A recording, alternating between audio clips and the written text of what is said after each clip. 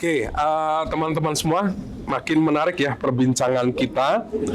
Dan untuk diskusi berikutnya, setelah tadi tahu ada ya potensi, kemudian juga kolaborasi dalam rangka pencapaian menjadi pusat industri halal nomor 1 di dunia. Mungkin kita juga ingin tahu, Pak, tantangan ya Pak Kris ya, tantangan atau kendala dalam mewujudkan hal ini apa saja gitu Pak Kris, dan apa yang harus kita lakukan untuk mengatasi kendala tersebut ya. Kemudian juga Pak Adi Yasir, di lapangan ini bagaimana ya, selain tadi ya kolaborasi-kolaborasi yang ada, tantangan yang dihadapi sendiri oleh Paragon ya, dalam menjaga istilahnya sebagai pelaku industri halal ya, untuk selalu menjaga agar ya memang diakui sebagai apa namanya halal gitu ya. Kita tahu ada kadang produk-produk yang diduga tidak halal gitu ya, dari hasil temuan dari BP POM gitu ya. Nah itu gimana agar menjaga itu semua gitu ya, dari hulu sampai hilir ya. Tadi Pak Adi Yasir jelaskan bahwa ini adalah prosesnya kan memang harus dijaga dari hulu sampai hilir ya. Nah itu gimana tantangan di lapangan ya Pak Adi Yasir? Monggo Pak Kris duluan. Ya, terima kasih Pak Kolis. Memang di tengah-tengah optimisme kita terkait dengan kita menjadi pusat industri halal di tahun 2030, tentunya masih harus kita coba mitigasi terkait dengan tantangan dan bagaimana kita menghadapi tantangan itu dengan strategi-strategi yang sudah kita siapkan. Secara nyata sebenarnya tantangan yang pertama nanti akan ada, secara garis besar ada 6 tantangan utama di dalam proses bagaimana kita menjadi pusat industri halal dunia. Yang pertama ini, kalau kita bicara industri, maka sumber daya industri itu bermuara dari bahan baku. Kita lihat industri kita masih sangat sulit mendapatkan bahan baku atau bahan pasokan bahan baku, bahan penolong yang memang dari aspek halal ini mencukupi, sehingga kita masih banyak membutuhkan bahan baku. Maka teman-teman industri kosmetik masih yakin dan sadar bahwa industri kosmetik juga bahan baku baik dalam negeri maupun impor juga sangat tinggi. Kita juga mesti memastikan adanya bahan baku yang halal. Ini yang harus kita coba cari jalan keluarnya. Memang tidak kemudian kita juga memaksa atau mewajibkan bahan baku ini bersertifikat halal, tetapi minimal memenuhi aspek halal yang ada di dalam SJPH. Kemudian yang kedua, tadi sempat disampaikan oleh Pak Yasir, ini salah satu keluhan teman-teman pelaku usaha adalah proses sertifikasi ini yang rasa-rasanya teman-teman menuntut 3 hal tadi, cepat, mudah, dan murah gitu. Itu menjadi tantangan kita. Kita juga mesti memberikan banyak masukan kepada semua stakeholder untuk memastikan bahwa proses sertifikasi ini cepat. Kita melihat sebenarnya selalu kita sampaikan ke industri bahwa sertifikasi itu bukan cost, ini harusnya investasi gitu. Kalau investasi artinya bisa di-compare bahwa yang dikeluarkan dalam konteks sertifikasi halal ini harus bisa dituai, dipanen di belakang sebagai bagian dari return of investasi mereka. Itu menjadi penting. Makanya kita dari sisi pemerintah harus bisa memastikan sertifikasi ini clear, clean, cepat, mudah, dan murah. Ini banyak sekali yang kita usulkan ke teman-teman leading sektor sertifikasi, teman-teman BPJPH, untuk bagaimana proses ini lebih cepat, kemudian lebih mudah gitu ya, dan tentunya dengan lebih murah. Ini teman-teman BPJPH kita juga selalu mengapresiasi langkah-langkah yang sudah diambil untuk konteks membantu industri kita menjadi bagian dari pelaku usaha halal kita. Industri ini mendapatkan sertifikasi yang jauh lebih cepat, lebih mudah, dan lebih murah. Kemudian tantangan yang ketiga, ini sebenarnya tantangan yang tadi sudah disampaikan oleh teman-teman Paragon, Pak Yasir, bahwa inovasi dan riset kita terkait produk-produk halal itu masih terlalu sedikit, Pak. Kita harus mendorong itu. Dan tentunya ini pemerintah juga mesti menyiapkan, kami juga menyiapkan benar insentif terhadap inovasi dan riset tadi. Setiap ada tantangan kita mesti memitigasinya, kemudian kita siapkan strategi menjawab tantangan itu. Kemudian yang keempat terkait dengan regulasi yang ketat, cepat berubah, dan belum tersosialisasi dengan baik. teman-teman semuanya, Bapak Ibu yang melihat podcast ini, tentunya kita sadar bahwa tadi disampaikan Mas Yasir bahwa banyak negara-negara itu belajar halal di kita, Pak. Ternyata setelah kita lihat memang regulasi halal kita itu menjadi referensi mereka karena memang dari sisi keketatan halal itu paling ketat, Pak. Memang dari sisi kita melakukan, kami di Kementerian Perindustrian melakukan studi komparasi terhadap semua sertifikasi prosesnya di seluruh dunia. Lebih dari 20 negara sudah kami komparasi, kita memang paling ketat. Kemudian lumayan perjalanannya, sertifikasinya memang banyak gitu ya. Dan ini juga menjadi poin kita nanti ke depan supaya ini lebih mudah disampaikan ke masyarakat. Kemudian kalau bisa disimplifikasi bagian-bagian mana simplifikasi, kemudian bagaimana menggunakan sistem informasi untuk lebih mempermudah proses itu. Regulasi-regulasi juga diciptakan untuk tidak lagi menghambat teman-teman industri, tidak lagi membebani, tetapi harus bisa pro industri gitu. Kemudian yang kelima sebagai bagian dari tantangan ini adalah dalam konteks infrastruktur dan ekosistem, maka kita mesti melihat kita itu perlu LPH, lembaga perwira halal yang banyak. Dari Sabang sampai Merauke hari ini baru tersedia kurang lebih ada seratusan. Kementerian Perindustrian mempunyai sekitar 22 LPH. Mereka menjadi ujung tombak dalam proses sertifikasi. Mereka yang dicari-cari pelaku usaha. Mereka pasti datang ke LPH sebagai salah satu infrastruktur.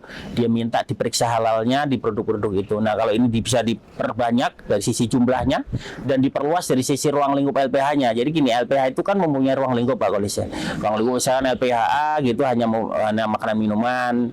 Berharap LPH ini bisa meluaskan ruang lingkupnya menjadi kosmetik.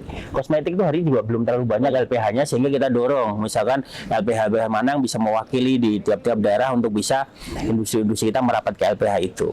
Kemudian tentunya ini dalam konteks itu strategi yang kita bangun bagaimana LPH ini setiap tahunnya bisa kita perkuat, kita bisa perluas ruang lingkupnya. Kemudian yang keenam, ini juga penting ketika ini sangat basic sebenarnya terkait dengan literasi, kesadaran dan pemahaman masyarakat terkait dengan produk halal. Ini nanti setelah tanggal 17 pemberlakuan di Oktober 2026, maka produk yang beredar setelah pentahapan ya Pak, kewajiban pentahapan itu wajib memiliki sertifikat halal. Kita mulai meliterasi teman-teman jauh-jauh hari. Kalau kami di Kementerian Perindustrian sudah mulai tahun 2000-an ya, belum tahun 2000 kami sudah mempropos beberapa isu tentang halal. Itu kemudian kita juga lakukan banyak sosialisasi, literasi, edukasi, bahkan sampai fasilitasi sertifikasi kepada pelaku-pelaku usaha yang relatif kecil untuk mendorong mengatasi beberapa tantangan tadi gitu. Nah, prinsipnya sebenarnya dari sisi tantangan ini di dalam roadmap sudah kami jawab, sudah kami persiapkan langkah-langkah untuk menjawab 6 tantangan tadi. Sekali lagi kita tidak bisa bekerja sendiri, Pak. Ini memang perlu banyak pikiran, perlu banyak gagasan, ide untuk menyelesaikan tantangan ini. Dan saya yakin tantangan ini juga dihadapi oleh negara lain gitu. Jadi kita tidak sendiri. Memang terkait dengan bahan baku, sumber daya manusia, bagian dari input produksi itu pasti menjadi menarik gitu. Belum lagi kita cerita tentang logistik halal misalkan gitu. Kita sudah cukup baik, hanya nanti bagaimana aturan mainnya. Tadi di titipan dari Pak Yasir sampaikan dari Paragon, kalau ke depan regulasinya bisa membantu menjaga tadi kalimatnya ya, menjaga industri ini tetap tumbuh gitu. Tidak lagi regulasi-regulasi yang terkesan memaksa, harus memenuhi gitu, tetapi tidak ada trade off-nya terhadap industri ini yang kami selalu terdepan. Belum lama ini kan ada usulan di teman-teman industri, asosiasi di kosmetik dan yang lain-lain untuk bagaimana kita mengusulkan kepada BPJPH, kepada Kementerian Agama bahwa bagaimana sertifikasi lebih dipermudah, bagaimana memperbanyak daftar-daftar yang positif list untuk dikecualikan dari kewajiban halal. Itu sudah kita lakukan semua. Dan sisi baiknya teman-teman menerima di BPJPH hanya beberapa yang harus kita coba lakukan pendalaman sehingga hal-hal seperti itu bisa berkembang tiap hari, tiap minggu, bahkan tiap tahun kita akan bisa melihat sebenarnya industri ini tumbuh di mana saja gitu. Nah, kita nanti ke depan memang banyak ini dari asosiasi dan pelaku usaha menyampaikan bahwa yang paling basic kemarin adalah misalkan industri kulit gitu. Industri kulit dan produk kulit ini menarik Pak, karena di sana ada sepatu, ada jaket, ada produk-produk fashion gitu ya. itu teman-teman ingin sekali segera mensertifikatkan halal karena ini potensinya besar, luar biasa. Kalau teman-teman melihat industri sepatu itu luar biasa besarnya. Hari ini yang bisa kita lihat adalah yang tidak memenuhi aspek halal di showcase-nya Pak, toko-toko sepatu yang dibungkus plastik, Pak. Tadi ke depan akan berubah. Ada label halal di industri yang ada produk-produk tadi yang tidak dibungkus plastik, Pak. Yang ditumpuk plastik tetap karena itu kan bersentuhan dengan kulit atau bagian produknya itu yang tidak halal. Tapi yang nanti yang ke depan pasti akan berubah pola bisnisnya. Jadi produk-produk yang hari ini tidak ada label halalnya, nanti akan ada label halalnya. Itu butuh keyakinan, memerlukan keyakinan kita semua untuk masuk ke sana. Nah, di industri kulit ini berharap kayak kulit RPH-nya misalkan dagingnya sudah dipakai, sudah dagingnya halal, maka kulitnya udah pasti halal, nggak perlu disertifikat. Begitu keluar dari RPH sudah halal gitu. Nah, proses penyamakan kan panjang sehingga butuh bahan kimia, butuh bahan macam-macam. Nah, ini juga teman-teman di industri kulit juga memintakan ini. Ini kan tantangan kita semua. Jadi nanti misalkan bahan kimia ini bisa nggak didorong ke masuk ke positif list gitu. Akan beririsan dengan kosmetik, akan beririsan dengan farmasi karena bahannya sama. Nah, nanti ke depan ada lagi tekstil, misalkan tekstil mana-mana saja gitu. Hari ini batik halal sudah banyak, Pak.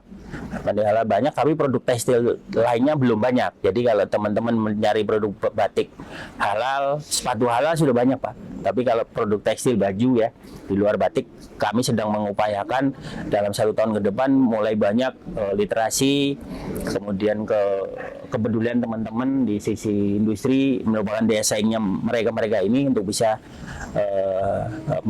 bisa jualan. Nah, di tantangan tadi sebenarnya karena ini memang tantangan secara global, maka perlu kita jalin kerjasama dengan luar, Pak. Bagaimana kita memastikan ada produk bahan baku halal. Kita juga sedang hari ini menyusun, Pak Kolis sedang menyusun bagaimana kita punya pusat bahan baku halal, bahan baku industri halal. Mungkin dalam 2 tahun ke depan kita sudah prepare, hari ini sedang melakukan kajian akademiknya. Bagaimana kita akan men-set beberapa titik-titik di Indonesia ini menjadi pusat bahan baku halal, baik dalam negeri maupun luar negeri. Kita juga mendorong adanya untuk menyambungkan rantai-rantai yang putus. Kita menyiapkan 3 hub, industrial hub. Hub halal, halal hub untuk industri makanan minuman, halal hub untuk industri kulit dan produk kulit, dan halal hub untuk industri tekstil dan produk tekstil. Kalau di kosmetik sebenarnya kami di Jakarta sudah bicarakan, tetapi mungkin langkah pertama nanti itu 3 itu dulu.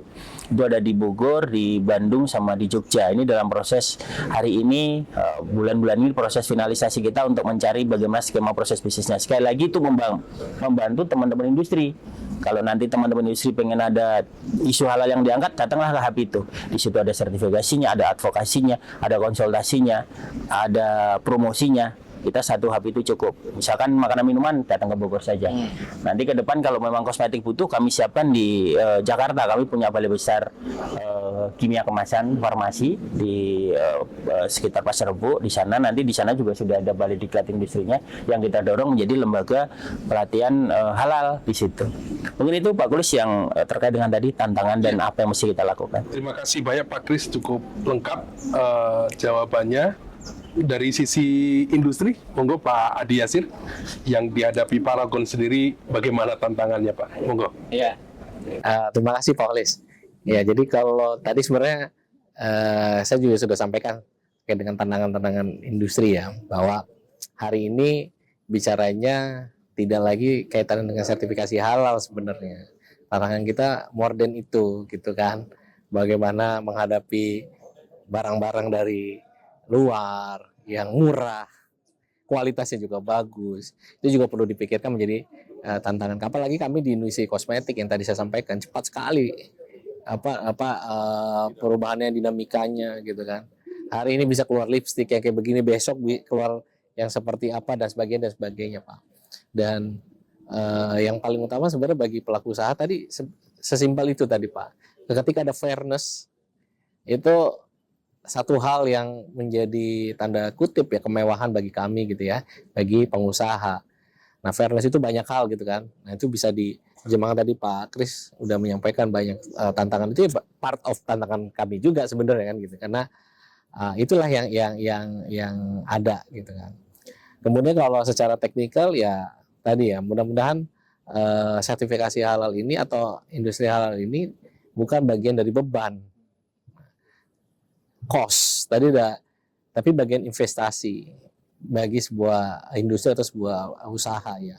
Karena memang memahamkan menjadi sebuah antara cost dengan investasi itu dua hal yang ya Pak Olis udah paham lah karena sering bedah bagaimana industri ya gitu ya.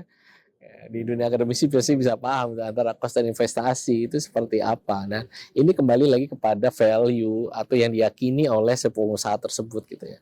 Karena Paragon punya value tadi yang kuat ya, dalam hal ini ada 5 value utama. Yang nomor 1 adalah ketuhanan, maka basis dasarnya adalah ketuhanan ya. Maka yang dilihat adalah gimana kebermanfaatan bagi orang lain. Itu terus disampaikan oleh Bu Nur Hayati Subakat. Bahkan terakhir diskusi kami juga beliau menyampaikan gitu kan. Saya bikin perusahaan ini bukan untuk keluarga saya, tapi buat masyarakat dan bangsa Indonesia. Which is fokusnya adalah kepada orang lain atau kepada bangsa ini. Nah, ini kan sudah mendarah daging, Pak Kolis ya.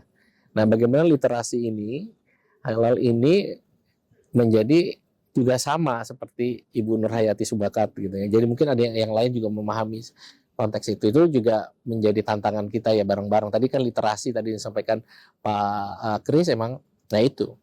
Jadi dari pengusaha yang kecil sampai yang sudah besar pun gitu. Kadang-kadang suka bilang udah besar ngomongnya bisa enak gini-gini. Tapi jangan lupa kami juga memulainya itu dari kebakaran tahun 90 habis semua di waktu Ramadan, harus THR, pilihannya nutup atau lanjut. Nah, tapi pilihan keluarga Subakat ini untuk melanjutkan usaha karena ada warga sekitar yang harus hidup gitu. Jadi ada literasi di situ. Apakah itu bagian dari halal proses dalam manajemen? Maka kami kalau di dunia akademisi kan sebutnya adalah purpose driven company kan. Purpose driven company ini yang tanpa sadar atau dengan disadari oleh Paragon dijalani. Nah, ini mungkin literasi juga tantangan ya bagi pelaku usaha. Kemudian yang kedua adalah kaitannya dengan regulasi gitu kan. Ya, kami sih berharap bagaimana regulasi ini tidak tumpang tindih, kemudian juga saling menguatkan kalau menurut kami ya. Gitu, menguatkan antara instansi yang terkait gitu kan. Sehingga tadi kalau kita mau berkompetisi, kalau kita mau berdaya saing, di samping inovasi yang tadi kita sudah bicarakan, juga dibantu dengan regulasi yang cepat, mudah, dan murah.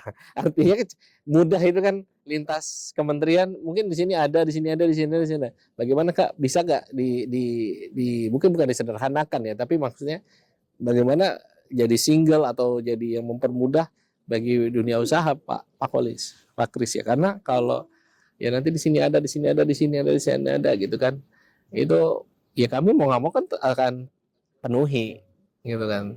Nah, gimana kita mau berdaya saing ketika banyak itu, dan mudah-mudahan sih pemahaman ini saya yakin di pemerintah juga sudah kuat ya, dan sedang dalam proses, bahkan beberapa yang kita sampaikan atau bahkan asosiasi sampaikan ya Pak Kris ya, itu juga bagian bagaimana kita berdaya saing sih sebenarnya. Kata kuncinya kan berdaya saing. Bagaimana tantangan bagi pengusaha itu berdaya saing dengan baik di dalam negeri, ada dari pihak luar kita global, atau kita juga sebagai pemain global datang ke tempat negara lain, atau bahasanya Bu Nur saya sering sekali mengutip karena bagus terus Pak Olis nih menjadi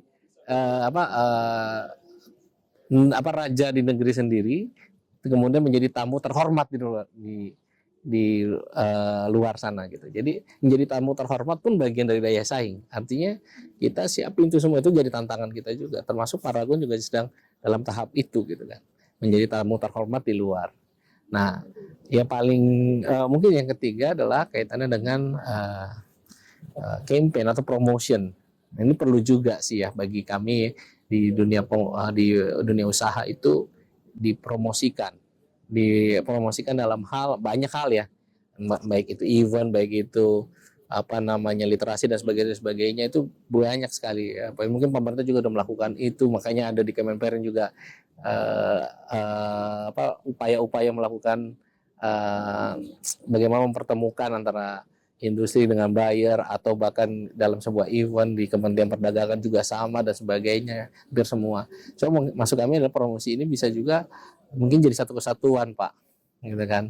Misalnya industri-industri lokal yang tadi halal tadi, yang sudah besar tadi, bisa menjadi mungkin bahasa kami, bahasa saya lah gitu ya. Bahasa saya, bukan kami nih, bahasa saya itu brand ambassador Indonesia untuk ke halal gitu kan, itu juga menjadi menarik ya. Ketika kita di luar gitu kan, brand ambassador di luar, kita ngelihat, dan ini jadi apa namanya, tantangan juga ya kalau bagi kami gitu. Ketika kita juga mau ekspansi, baik itu di dalam negeri maupun di luar negeri gitu kan, penguatan di dalam negeri dan pelebaran sayap di luar negeri, itu perlu juga tuh promotion yang kuat. Dalam arti ini bukan sekedar promotion event, bikin booth dan sebagainya, tapi lebih dari itu mungkin gitu ya. Dan ya yang terakhir ya bagi kami adalah bagaimana lagi-lagi pemerintah bisa membantu. Saya nggak suka kata protek, Pak, sebenarnya Pak, apa ya, membuat berdaya saing dan fairnya itu loh. Gitu, gimana ya bahasanya nih? Saya juga susah nih mengungkapinnya. Iya, iya. Karena kalau protek itu kan kesannya kita nggak berdaya saing gitu, Pak. Jadi kita protek, kita jaga apa, bukan dijaga ini. Protek itu kan super ketat gitu ya. Jadi maksud kami adalah bagaimana nih memperkuat industri lokal gitu dengan segala bidangnya dan dengan segala aspek kemampuannya. Kita punya kemampuan, keunggulan halal ini menjadi added value, Pak. Bagaimana kita punya added value, diferensiasi kita itu jelas gitu kan. Jelas, dan di mata publik, di mata global itu juga jadi kuat. Sehingga ya mau nggak mau pasti kan orang akan ATM, almati tiru modifikasi kan. Yang kita lakukan hari ini di ATM kan di sana. Kita juga ATM kan juga apa yang mereka lakukan di sana. Tapi ini menjadi menarik. Maksudnya ketika pengusaha ini dikasih ruang atau diberikan kesempatan untuk tadi berkembang secara fair, itu menjadi menarik. Ya kalau nanti detailnya apa segala macam mungkin nggak di podcast ini ya. Maksudnya poin-poinnya halal, regulasinya seperti apa, tadi juga menarik, sudah didiskusikan gitu kan. Wah menarik juga tuh gitu kan. Jadi ada satu rujukan dan sebagainya, itu menjadi menarik. Kemudian ujungnya bagaimana tadi, kalau menurut saya kalau kita kuat maka pertumbuhan ekonomi juga naik kan, Pak. Jadi saya kebayang itu halal itu merupakan ketahanan nasional sebenarnya. Industri halal ini adalah ketahanan nasional. Ya sambil ini ya friendly speaking ya, saya mau bercanda-canda lagi tuh sama Pak Kres dan teman-teman. Dia bilang, wah gimana kalau saya doktoralnya tentang ini ya, halal sebagai ketahanan nasional. Artinya kita kan berpikir ya, karena halal sebagai produk aja. Padahal halal itu bisa jadi ketahanan nasional menurut saya, jadi pengalaman di lapangan. Jadi mudah-mudahan sih Pak, tantangan-tantangan yang pastinya kalau bahan baku tadi udah dijelaskan teknisnya, kita juga perlu di dunia industri kosmetik, perlulah karena masih impor yang cukup besar, bagaimana kita substitute di sini, mungkin apakah mungkin dan sebagainya. Kemudian itu perlu langkah-langkah yang tepat bagi government juga, bagi pemerintah atau asosiasi government, kemudian akademisi juga terlibat di sana, Pak, karena satu sampel misalnya bahan baku saja gitu kan, misalnya bicara apa bahan bakunya, satu contoh aja rumput laut misalnya ya, ini saya asal aja nih ngomong nih, contoh rumput laut, kita perlu harus punya kemampuan kan, dan di situ ada akademisi kan di dalamnya, itu juga bisa terlibat. Jadi government menyiapkan, biasanya akademisi juga menyiapkan, kemudian bisnisnya atau pengusahanya juga akan melihat itu, pasti kalau ada nilai ekonomisnya pasti bisa berjalan. Dan itu dari pusat tadi apa Pak, pusat bahan baku halal kan pasti nggak berdiri sendiri, pemerintah kumpulin enggak kan, tapi pasti ada peran akademisi di situ untuk bagaimana ternyata di situ bisa create misalnya di Indonesia Timur apa dan sebagainya gitu ya Pak. Itu menarik karena bagi kami ya kalau bisa dibeli di dalam negeri, beli di dalam negeri dengan tadi kompetitif ya. Kalau memang di global itu lebih kuat, dan inilah yang harus kita cari kan titik temu. Bagi pengusaha ya, bagi Paragon terutama, tidak sekedar cuan, tidak sekedar angka, tapi bagaimana nilai kebermanfaatan itu jauh lebih kita nikmati dan kita dapatkan bagi masyarakat Indonesia. Gitu Pak. Ya. Terima kasih Pak Adi Yasir, sangat lengkap ya, Pak Kris juga sangat lengkap. Dan ya tadi Pak, kalau kami sendiri sebagai akademisi ya, mungkin juga Bapak Ibu nanti para pemirsa podcast ini ya, dari yang disampaikan Pak Kris sama Pak Adi Yasir tadi sudah menginspirasi banyak hal ya. Kalau ingin menulis untuk paper, untuk skripsi atau tesis atau disertasi ya, ternyata daleman dari industri halal ya sangat luas ya, dari hulu sampai hilir. Kita tahu tadi Pak Kris sampaikan ada 5 bidang cakupan industri halal, di dalamnya juga sangat banyak ya. Terus kemudian tadi cakupan dari hulu sampai hilirnya, mungkin tidak hanya dari teman-teman Fakultas Ekonomi dan Bisnis saja, bisa ngelihat dari sisi makro, bisa lihat dari sisi mikro, dan lain-lain ya. Juga tadi dari mungkin teman-teman di teknik, dan lain-lain ya. Ini sangat terbuka sekali ya, mudah-mudahan menginspirasi nanti banyak kajian atau studi yang bisa dilakukan ya terkait dengan pengembangan industri halal di Indonesia. Nah, Bapak, Ibu sekalian pemirsa podcast ya, dan juga Bapak-Bapak para narasumber podcast, mungkin di pertanyaan terakhir ya terkait dengan podcast hari ini, sesi ini, mungkin terkait dengan harapan ya, Pak Kris, misalkan dari sisi pemerintah, harapan dan prospek ke depan, dan terutama juga menangkap ya sekarang terkenalnya dengan potensi yang ada di Gen Z ya Pak ya, yaitu bagaimana ya dari terutama untuk industri halal ini.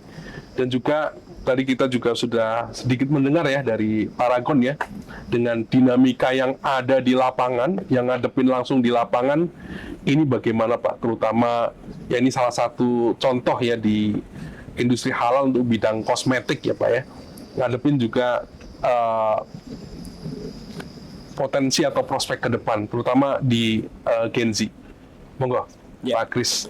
Terima kasih Pak Golis. Ini dua pertanyaan yang menarik ya. Pertama terkait dengan harapan ke depan, sebenarnya dari awal sampai akhir kita bicara di podcast ini, kita berharap sebenarnya industri halal ini menjadi tuan rumah. Tadi kalau kalimatnya Pak Yasir menjadi raja di negeri sendiri, itu berarti tuan rumahnya yang kita mampu, terhormat juga di dalam tentunya, dan kita kalau pun ekspor harus menjadi tamu yang terhormat. Itu artinya kita bisa meningkatkan kualitas ekspornya, bisa meningkatkan jumlah ekspornya.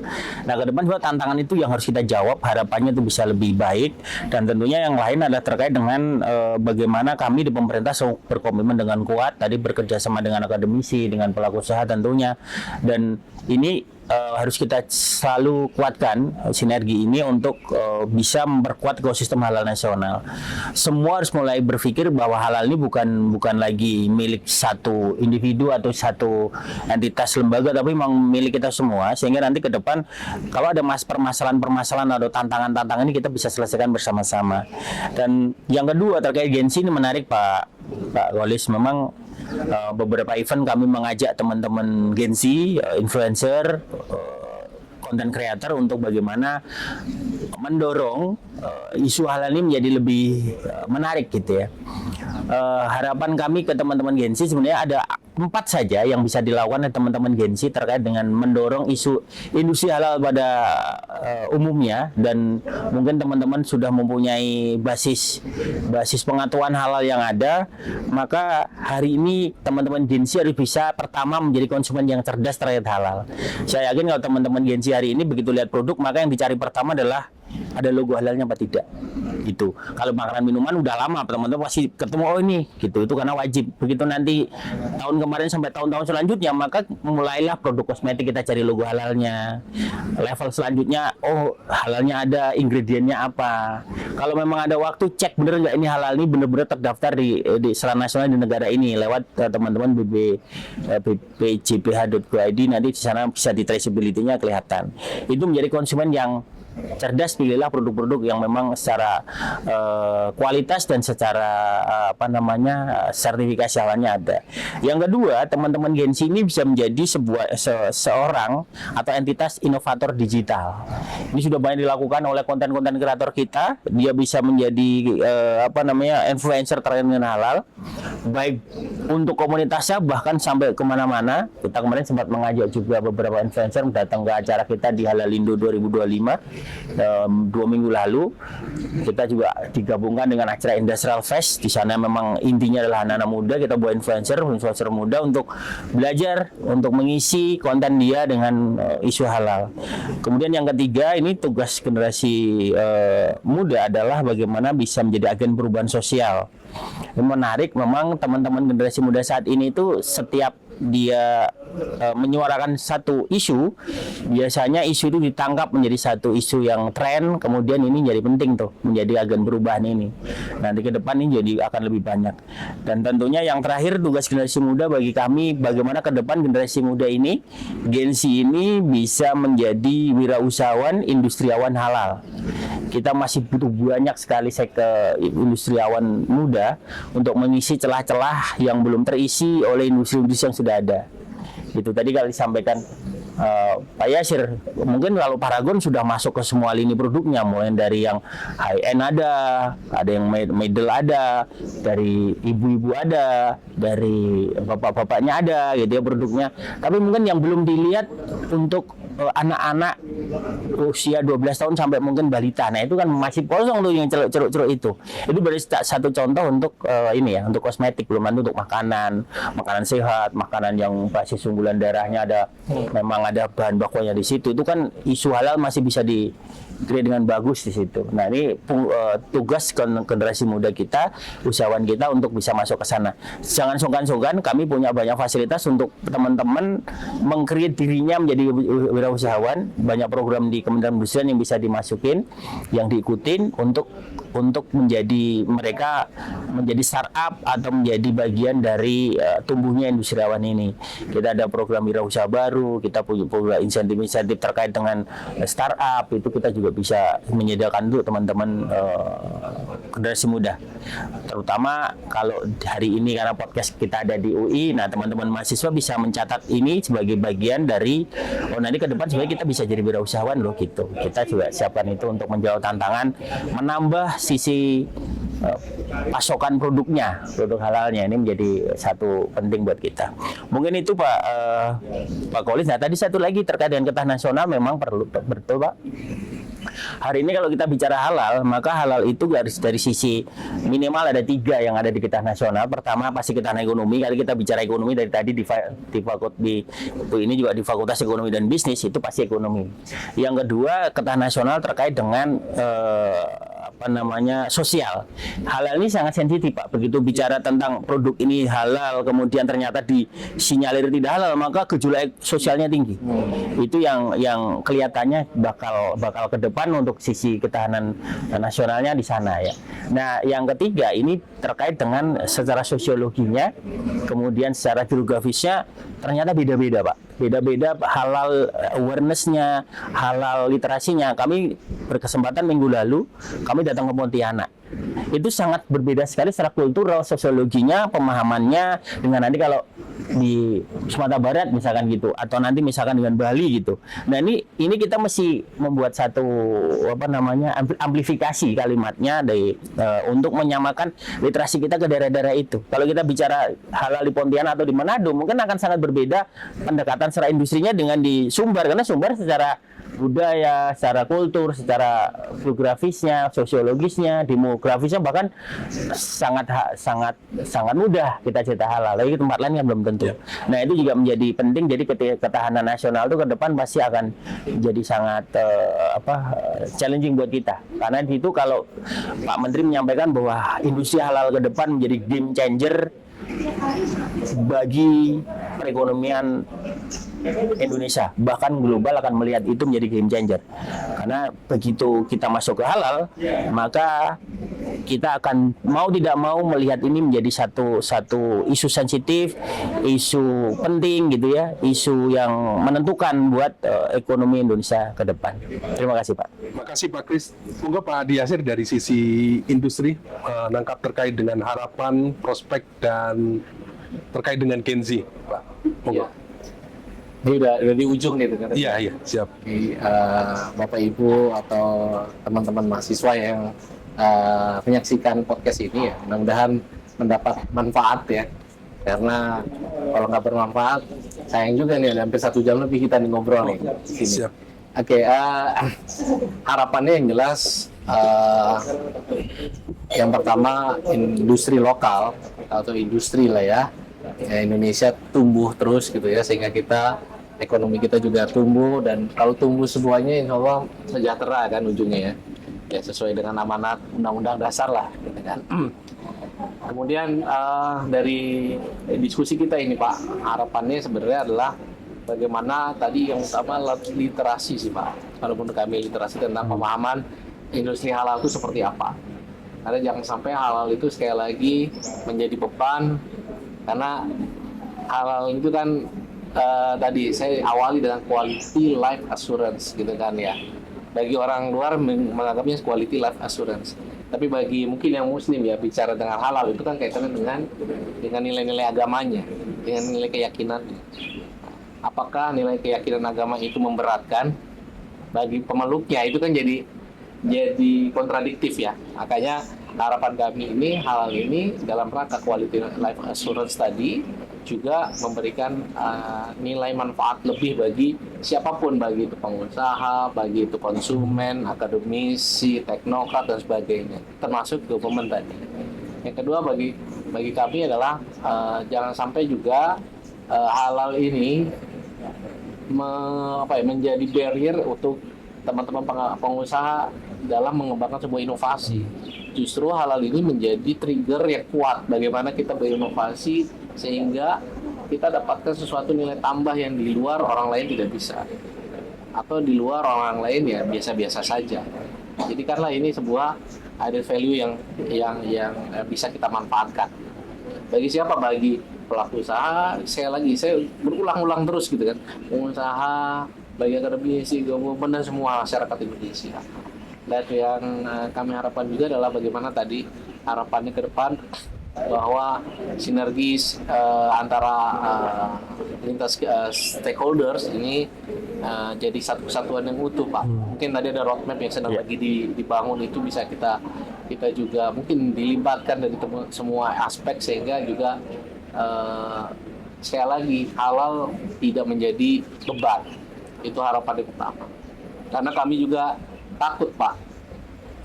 Saya ngobrol dengan founders gitu kan, itu agak takut ketika kami bilang pionir halal cosmetics, sehingga menjadi beban bagi pengusaha-pengusaha kosmetik yang lainnya gitu kan.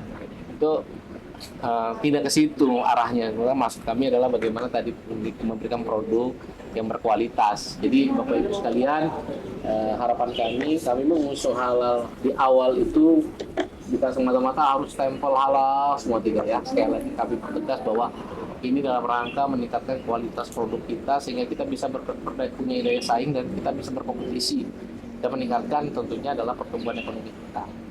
Dan untuk para Gen Z ya, Gen Z sebenarnya saya termasuk orang yang tidak suka membagi-bagi kelas Pak, gitu kan, karena mungkin saya Gen Z di masanya, gitu kan, karena belum ada penelitian sebelumnya kayak gitu ya, atau Bapak juga Gen Z di masanya kan gitu ya, kalau Olive gitu. Jadi sebenarnya sama aja semua, gitu kan.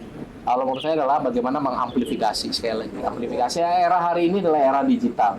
Suka nggak suka digital ini, buktinya kita hari ini menggunakan tools namanya digital untuk menyampaikan sesuatu ilmu atau knowledge atau bahkan pelajaran, dan sehingga menurut saya adalah yang seperti ini Pak diperbanyak.